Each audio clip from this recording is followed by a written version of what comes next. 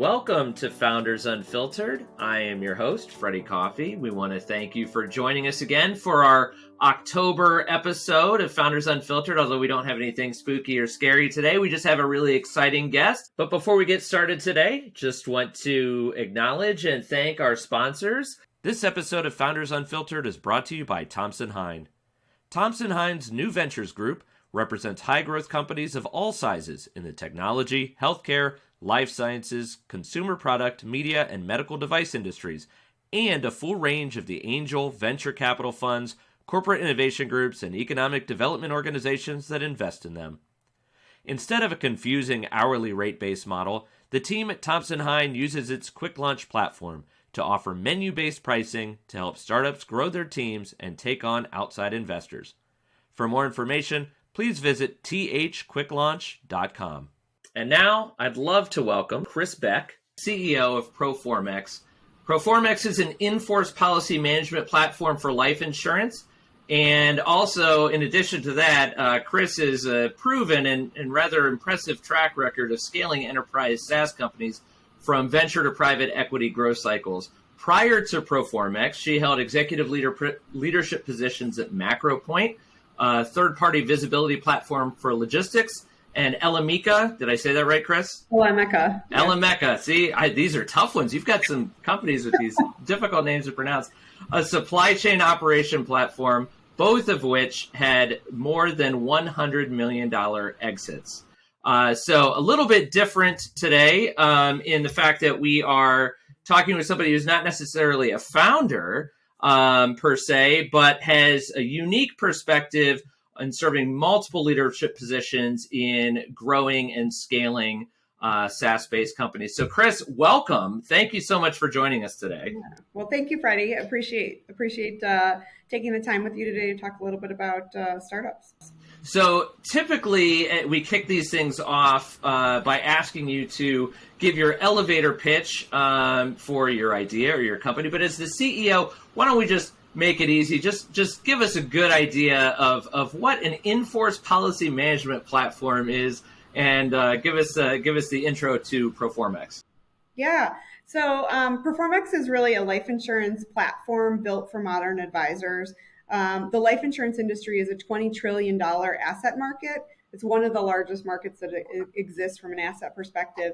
And Proformex is really the first platform that makes it easy for retail advisors and brokers to service those life insurance policies that they've sold. And it's interesting, you might not really realize that what we're doing is really novel. The industry has never really been focused on customer service of its policy owners.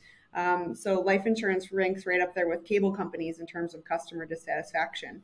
And life insurance policies can be in effect for over decades, and people's needs change over that time. And so being able to keep track of the changing needs of the policy owners really presents retail advisors with not only the opportunity to service their clients on a continuous basis, but also identify and sell new products to those clients as well as those clients' needs evolve over time. So that's really what we're here to do is put in place a platform and a way of working that improves policy owner experience across the industry. So a bit of a game-changing approach there, and you've been a part of some game-changing SaaS platforms in the past as well. Proformex, of course, is based here in Northeast Ohio, but you've kind of been all over. But you're a boomerang. You left, you came back. Give us a little bit of your background on your journey and what led you to your current role as CEO at Proformex. Yeah, I spent the last 20 years working for enterprise technologies companies in different cities across the U.S., from sort of New York to West Coast.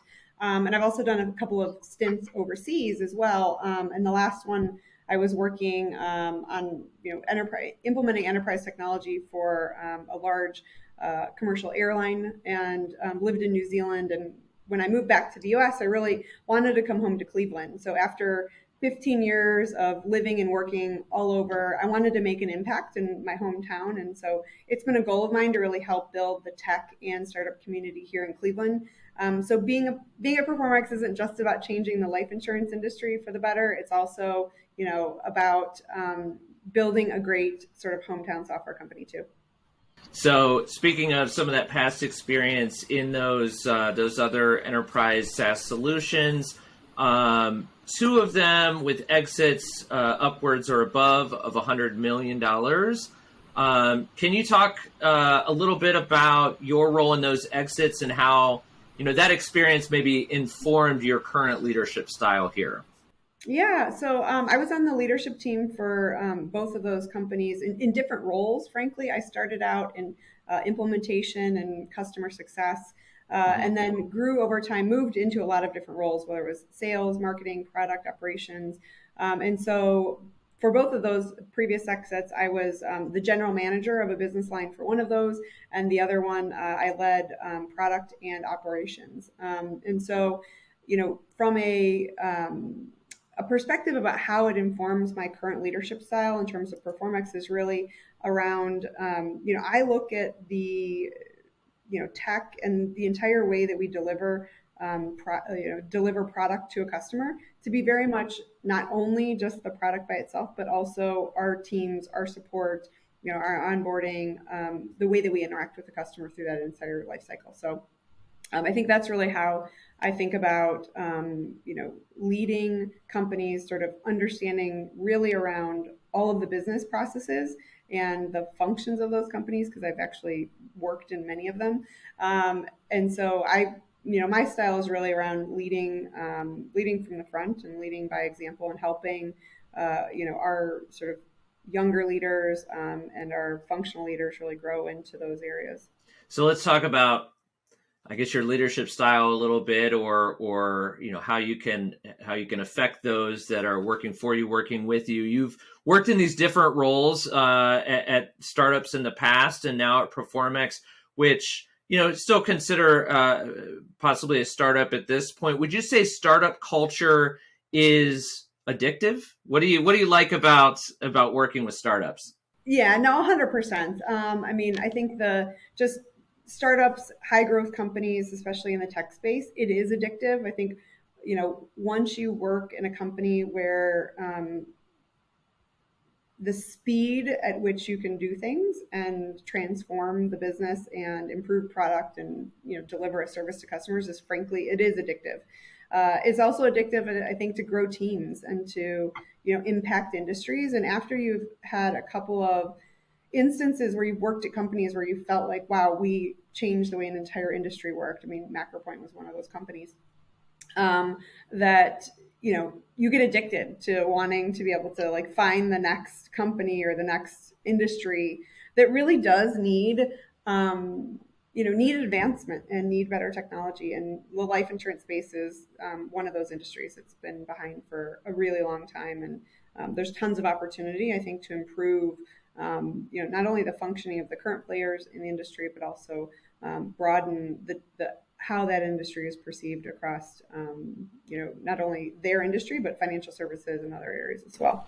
So when you're putting a startup team together, and when you're forming that culture, I've heard you in other interviews talk about how passionate you are about deeply valuing building strong teams and placing an emphasis on that. How do you create an inclusive and positive team culture? Yeah, it's hard, right? I think it's one of those things that seems like it's easy. I'm just going to hire a bunch of great people and they're going to work great together. But the reality is you have to hire great people with incredible talent and in startups, incredible discipline, right? You have to be the kind of person, you have to be tenacious, you have to be disciplined to execute on things. You have to be able to, at the same time that you have a real view of the way the market is or how you plan on changing the market, you also need to be able to listen to your customers and react to what they're saying and sort of take in that feedback as well. And it's not easy. So it's not easy to find people with all of those qualities and then to hire many of those people with all those qualities and make sure that they can interact together in a positive way. But, I think the biggest thing is being really clear on what our values are and cultivating not only the kind of skill sets that we know we need, but also making sure we're hiring for culture as well. So keeping that in mind, but introducing kind of another layer to that, I've also heard you talk about wanting to solve some of the gender inequities in tech What advice do you have for retaining and recruiting women into tech? Even as research points to more of them leaving the workforce, maybe even now more so as a result of the pandemic. Yeah, this is a challenge, right? And frankly, one that I've faced through my career, right? When I was traveling, I've had two kids. They're still they're sort of middle aged now. But like the challenge, I think, with women is tech is it's a fast-paced industry. A lot of people are addicted to work in tech, right? Like it's just part of the tech culture and ethos, and it's hard sometimes to, keep up and feel like you can manage, you know, keeping up at work and keeping up at home, all over the spectrum. So I think from my standpoint, I want to see women succeed and continue to support them throughout their careers and also be flexible. We have one person on our team now who has been an incredible performer, right? And needed to take, just for personal reasons, needed to take it wasn't a woman, it was actually a man, but needed to take some time to focus on, his family. And, we worked where we sort of pulled back his hours so that we could be more flexible. And I know that that person is, when the time is right for them, they'll engage and, they'll probably be back full time. But I think part of it too is just recognizing that whether it's a woman or a man or, all of us have evolving needs and especially now in a global pandemic, right? That, my big focus around is keeping women that are incredible workers, or frankly, men that are incredible workers, or whoever you are, engaged in the team and in the process, and recognizing that people's lives, there's people's lives change, but there's seasons of lives, and we want to keep those people who are have the most talent and the most passion about what they're doing. We want to work through them with all those cycles. So I think that's really not about building a culture, but also keeping people engaged. Whether it's a woman or man or whoever it is. So I mentioned the pandemic, and then you mentioned the pandemic, and I know when we had like a preview call with each other before we started this interview, I said, "Is there anything you don't really want to talk about?" And you said, "I don't want to talk about the pandemic, but I'm going to bring it up anyway because now we're into it." So we're going to talk about it. So, how has COVID-19 changed the talent playing field? I mean, I know that in a lot of industries right now, there's just everybody's hiring. People are having trouble filling roles and things like that. You see that a lot in the service industry and things like that. But I imagine a lot of it has to apply to the tech industry as well, or at least things might be changing in the way that you operate your teams or the way that you meet. Can you talk a little bit about how COVID-19 has changed the talent playing field? Yeah, I think that's probably from where, from my vantage point, I think that's one of the biggest impacts that COVID has made on the tech industry, and especially being in a market like Cleveland. So I think historically, markets like New York and Silicon Valley and, even Atlanta, they had very strong, super competitive talent market for tech talent. And I think what's happened is now that many of those tech companies have just gone remote, either through the pandemic or indefinitely. A lot of companies have gone indefinite. That it opens up the aperture for those companies to recruit from anywhere, right, and people to work from anywhere. And I think on one hand that's a great thing. On the other hand, like being in Cleveland, to be quite honest, for the last few years, we've been able to really benefit from having incredible talent like locally and having that without necessarily having to compete with West Coast Silicon Valley firms who are willing to, pay people like they live in San Francisco, even though they live in Cleveland. So I think that's one of the challenges that COVID has presented. It's really sort of like flattened the field from a talent perspective. And I think that's all the more reason why, at least, our approach to talent and, our employees and our team members and how we retain them is really around focusing very much on, creating an inclusive culture where people feel like they can make an impact and that they're valued for their work. And I think it's hard. It is really hard to do that at like a very large company level. I think it's a challenge. Other than talent, are there other challenges or even better opportunities that you're seeing as a result of our new virtual world? The way that we're conducting this interview being one of them. Yeah. I mean, I think there are, in general, I think it's great because frankly, we've hired people remotely, and it's been, great to bring in incredible talent, and it's worked for them too. So I think it works on both ends. The other thing that I love that has changed about COVID is, getting on Zoom calls with customers. It's not like being in person, but it's, I think, connecting with people better than just being on a conference call. So I think that has been, a major improvement just in terms of, as a smaller company, trying to connect with more and more of your customers.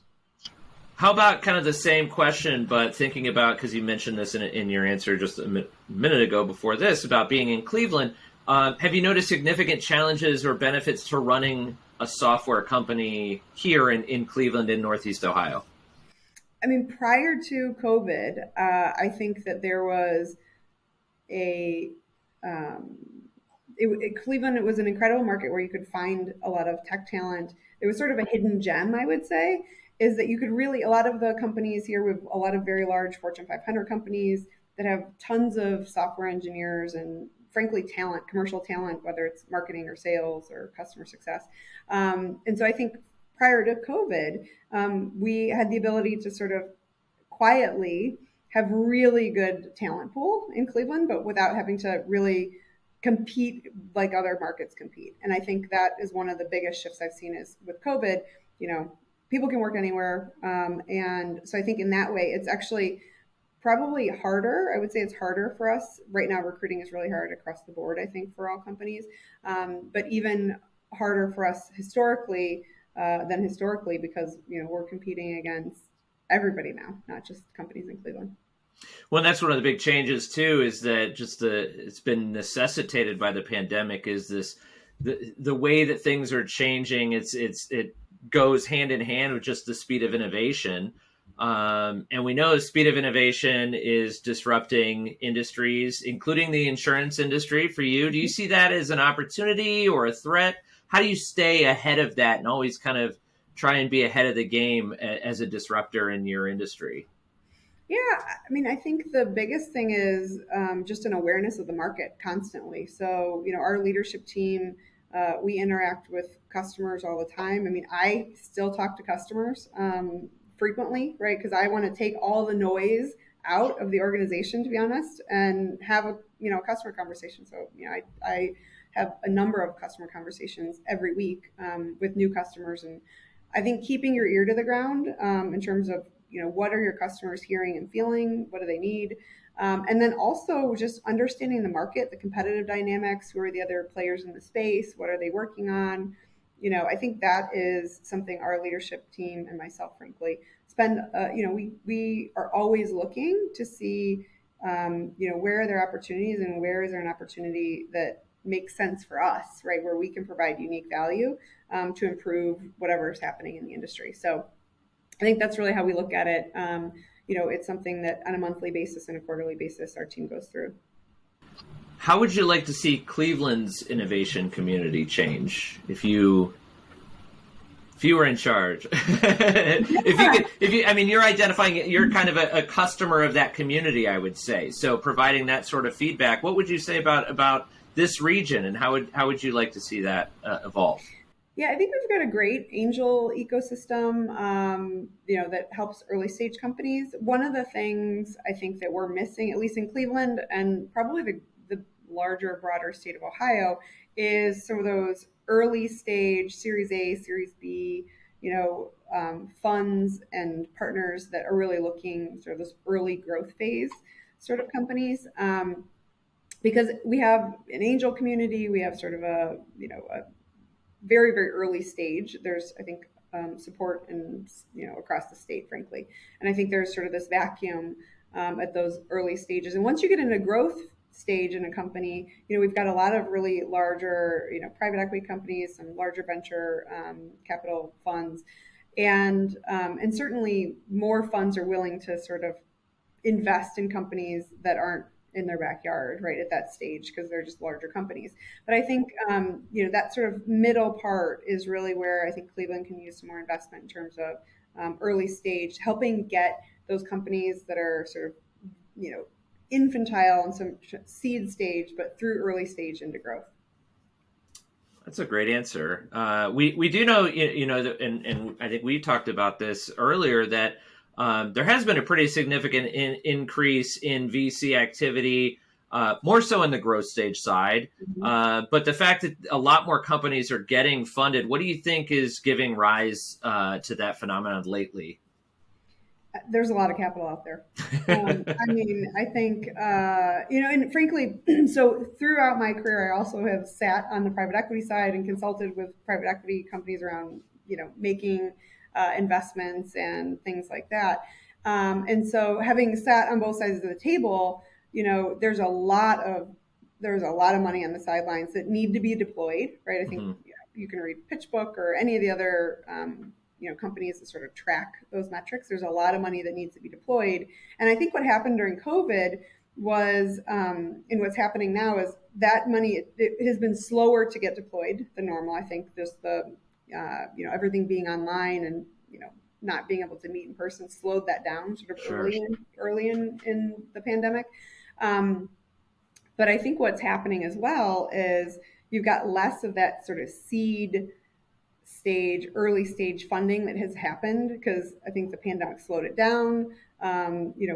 Entrepreneurs were less likely to really start a business in the middle of a global pandemic.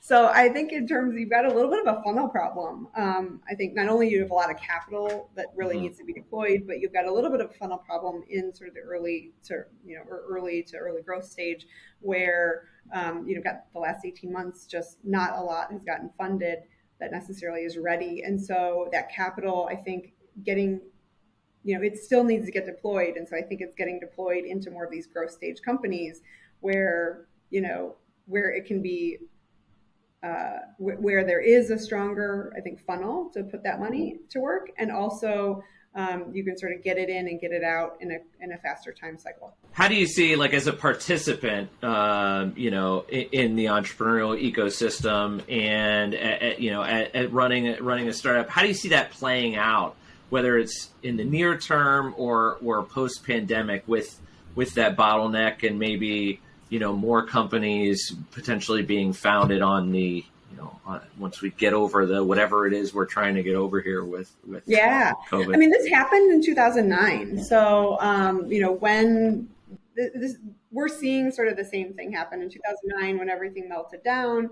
There was sort of this pause. It wasn't, frankly, as long as the pause that we're sitting in right now. I think the slowdown. And then at that time, a lot of companies that were founded in that 2009 to 2011 timeframe, they got a head start on a lot of other companies. And so, you look at sort of the cohorts of companies and how they've grown through the growth cycle. A lot of exceptional exits, and companies that grew that started in that, early 2009 to 2010 or 11 timeframe.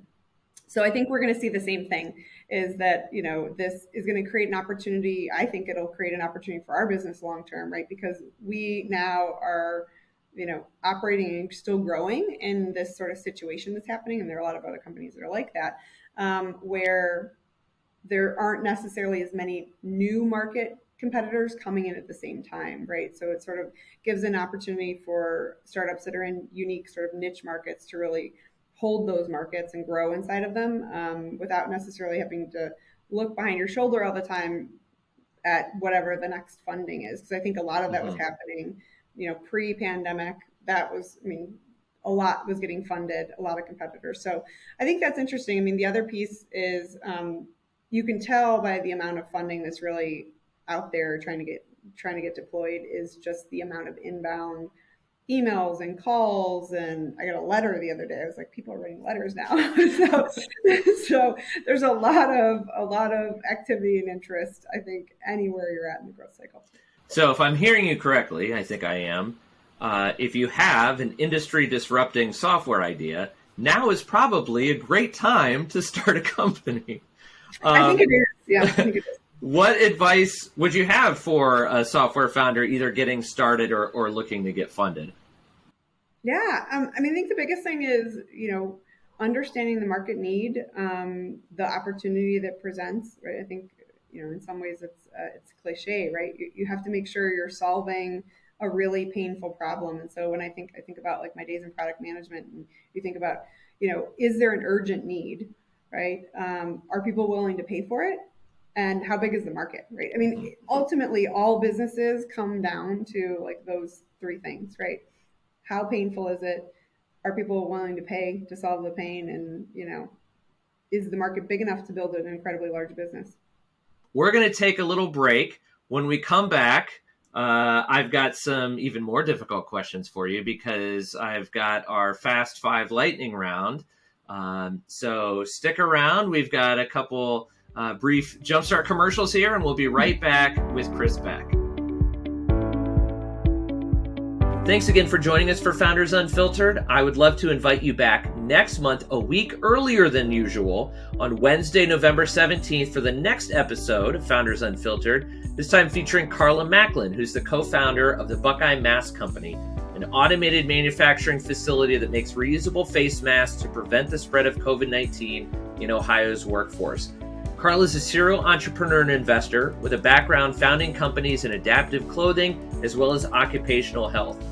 When the pandemic hit, Carla used her expertise and network connections, including one of Jumpstart's partners, Magnet, to quickly mobilize the production of masks to fill dire demand from individuals and healthcare professionals. We'll talk to Carla about her journey, her pivot, and her next move, and we'll also talk about the unique needs of advanced manufacturers and the resources available to accelerate their growth in this special episode that's brought to you in partnership with Magnet and YBI. We hope you join us next month.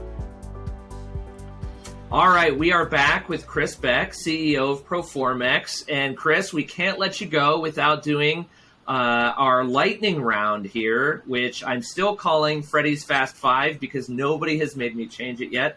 I'm sure somebody will eventually, but until then, I get to claim ownership of it. So here's how this is going to work, Kris. I've got actually 6 questions for you. You get 1 pass, so you have to answer 5 of them. And if you answer all 6, then you get the imaginary prize that we still have not thought of yet. Are you ready to go? I am, yeah. Let's go. Okay. All right, so this one is specifically for founders. We asked this for founders, but I'm going to ask you anyway because I'm excited to hear your answer. Pitch me your next tech venture. Oh, next one. Well, I feel like that's a pass. I'm not telling anybody what my next idea is. Keeping it close to the vest. And I don't think Proformex wants you to run off and do anything else anytime soon either. All right, well then you got to do the rest. All right, tell me something that's true that almost nobody agrees with you on. Oh man.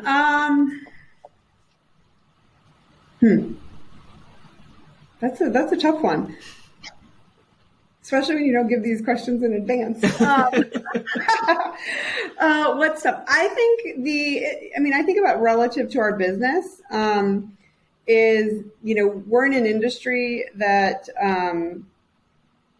we believe that the policy owner needs to be protected and that, and a lot of people in the industry just don't see it that way.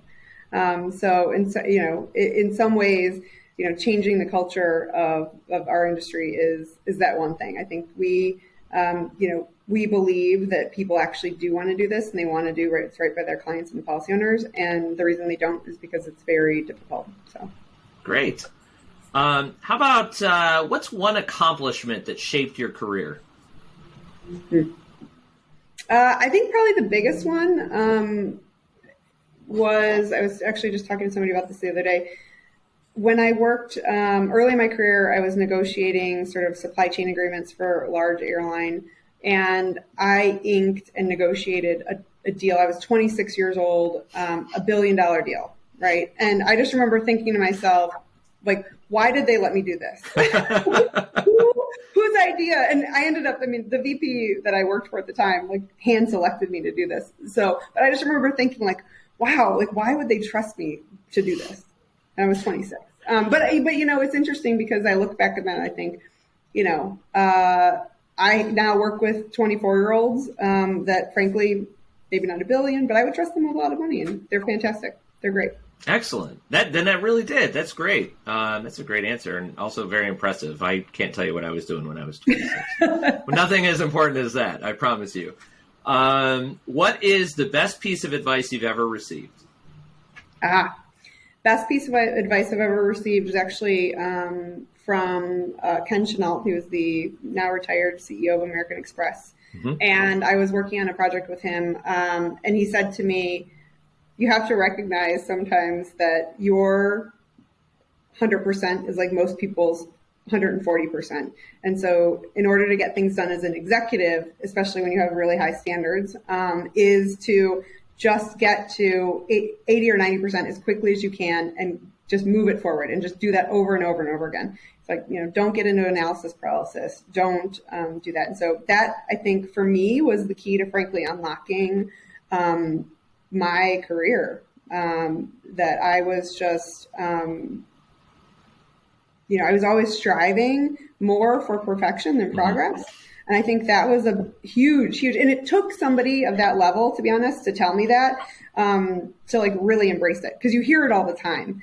And it's hard to think, it was hard for me to really accept that, I think, but, coming from somebody of that stature, that's the way it is. You got to move the ball forward, right? Progress over perfection. Very sound advice. How about advice from you? What do you think is the best piece of advice you've ever given to someone else?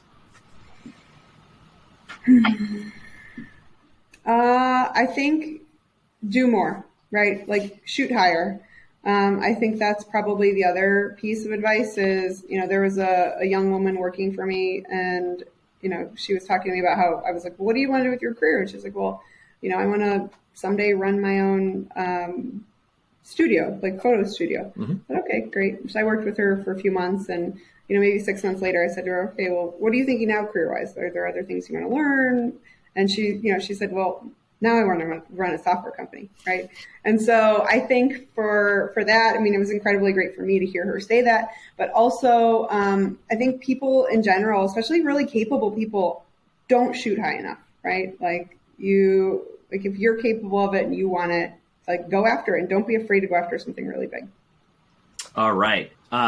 Last one. So you've made it through, because I know you're going to answer this last one. So you didn't have to take like a second pass or anything, which would have been our first time we had to do that. As a boomerang, where is your favorite place to be in Northeast Ohio?